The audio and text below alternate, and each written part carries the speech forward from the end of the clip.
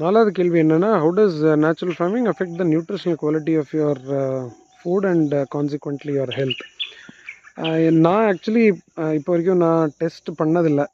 Nutritional குவாலிட்டியோட impact மேலே நான் experiment பண்ணி ப்ராப்பராக சாம்பிள் டெஸ்டிங் பண்ணிலாம் நான் இப்போ வரைக்கும் பண்ணதில்லை. ஆனால் என்கிட்ட கேட்டால் ஆக்சுவலி கான்சிக்வென்ஷியல் இம்பேக்டை விட இந்த கன்வென்ஷனலி க்ரோன் ஃப்ரூட்டில் இந்த பெஸ்டிசைடோட இம்பேக்ட் உங்களுக்கு பஞ்சாப்லேயே தெரிஞ்சிருக்கு.